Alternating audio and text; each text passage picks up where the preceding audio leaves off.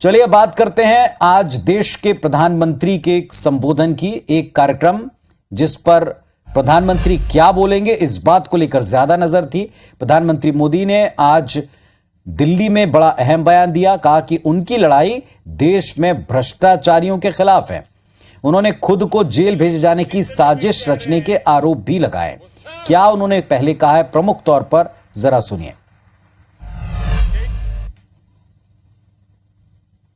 आज भ्रष्टाचार में लिप्त जितने भी चेहरे हैं वो सब एक साथ एक मंच पर आ रहे हैं। कांग्रेस शासन के दौरान बैंकों को जमकर के लूटा।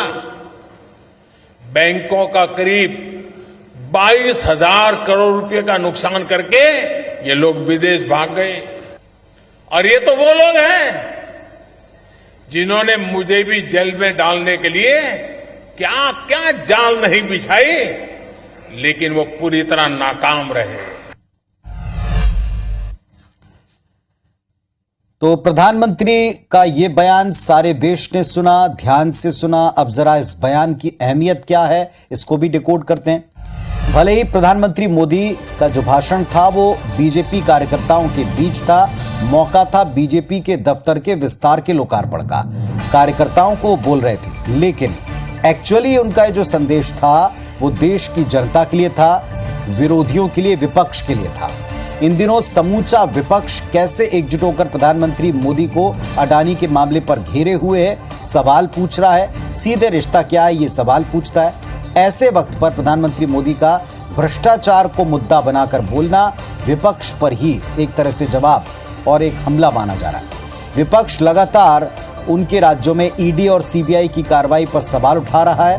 तो प्रधानमंत्री मोदी ने भी ये जताने का प्रयास किया कि विपक्ष की बेचैनी का कारण कार्रवाइयां नहीं है, बल्कि उनका अपना खुद का भ्रष्टाचार है। दरअसल केंद्र की सरकार भ्रष्टाचार के खिलाफ लड़ रही है। अंतिम बात यह कि प्रधानमंत्री मोदी ने खुद के जेल जाने की साजिश का जिक्र किया, याद दिलाया कि उनको भी किस तरह से फंसाने का प्रयास हुआ था।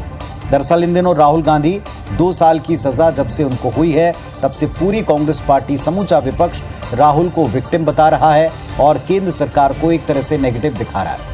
ऐसे वक्त पर प्रधानमंत्री मोदी ने याद दिलाया कि दरअसल उनके खिलाफ भी क्या क्या काम हुए, यानी विक्टिम कार्ड का जवाब भी देने की कोशिश उनके इस संदेश में या उनके इस भाषण में दिखी।